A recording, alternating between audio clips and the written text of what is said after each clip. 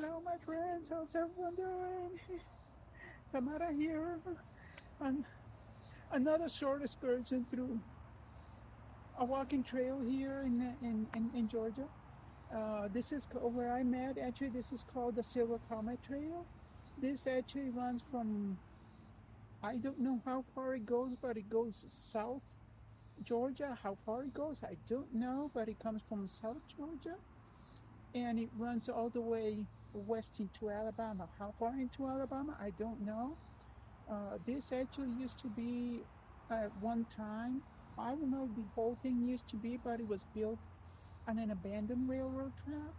So some places where you walk around here, you're gonna see some abandoned tracks. You're gonna see a railroad axles and all kinds of interesting stuff. It runs through some historical monuments. It's a really nice place.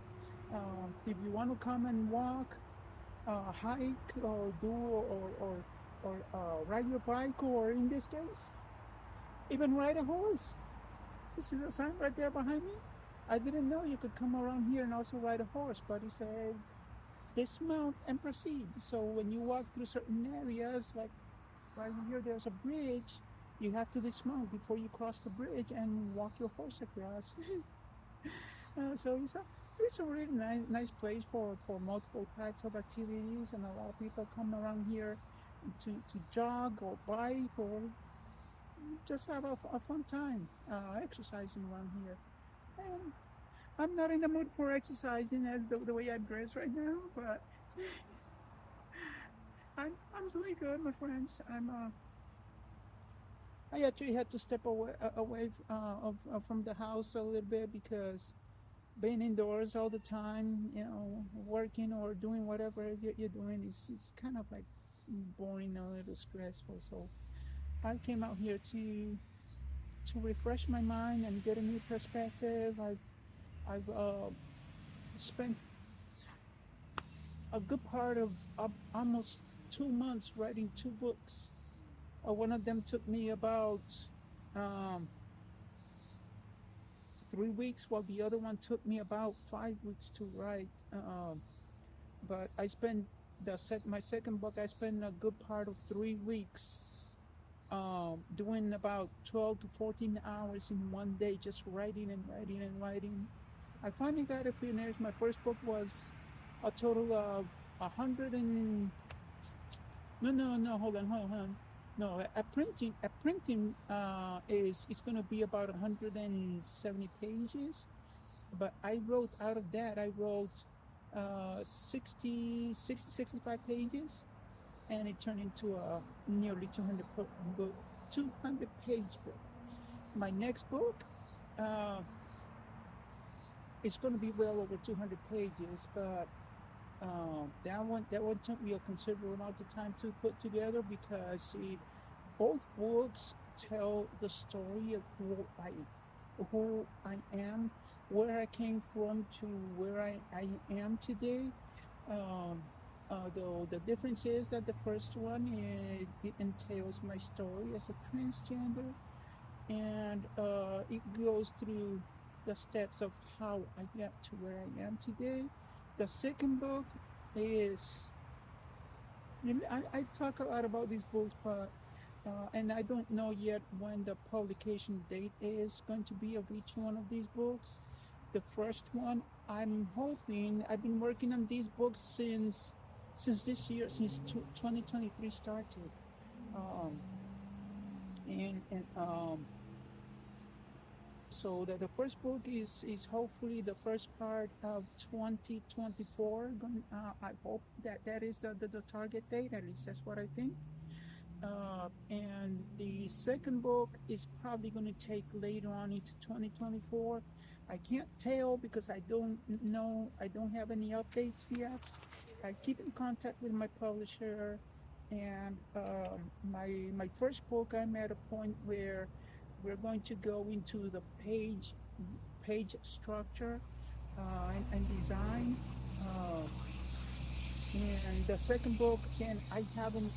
I just submitted it to the publisher, so I have not had a meeting with the publisher yet, so I don't know all the details of how the second one is going to be. My first book is going to be called Tamara's Journeys Through Trials and Tears, and the second book is going to be titled Was I Born to Be Abused? Because that book is very painful, and it's going to put you through tears from beginning to end, my friends. So I just want you to know that it's going to be very, very impactful. And what I'm hoping is with these two books that eventually other people, children and people going through the same thing that I went through, or that they eventually uh, be inspired, be touched by my story. And I had to sometimes hold back the tears because it just um, it just overwhelms me to know how far I came through the pages of history, how much I suffered to get to where I am. God made me a survivor to be where I am today and tell my story. And I'm hoping again that this serves other people to wake up to the reality of what goes on out there that some children go through. Still today, me in my uh, I'm 61 and I still suffer from the implications of some of the abuse and things that I went through when I was a child. But I'm strong. I'm strong. I'm a survivor. I'm a fighter, and I fight for what I believe in, and I share my my love with other people because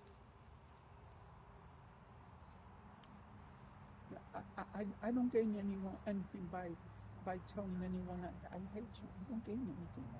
In fact, I'll probably just lose some friends, but and that's not what I'm about. If I lose some friends for who I am, then they're never were my friends. But if I gain your friendship, then it means a big deal to me. Uh, if I tell you that you're my friend, I mean that from the bottom of my heart because I feel in each of you so much love and so much respect, and I give you the same back. Uh, God has a purpose for all of us. You never know what that purpose is until you actually um, put some work in your part to find your meaning in this world. And if you can impact someone else positively, do that, my friends, because and do it with love. Because we gain nothing by hating.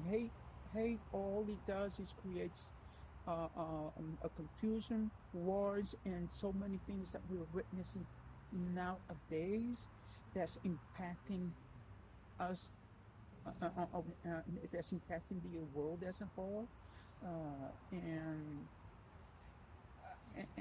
I'm not about to do anything to impact anyone negatively. If I can't do anything to impact you in a positive way, my friends, then I'd rather not do it because that's not what I believe in. I believe in God. I believe in Jesus. I believe in sharing love, and that's me. I'm passionate about what I do, and I share my passions with you, my friends. I thank you for all your love and support. And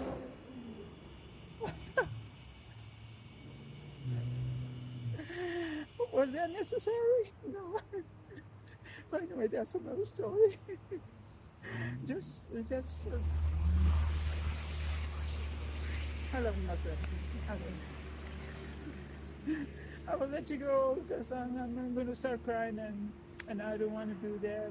But Smile, my friend.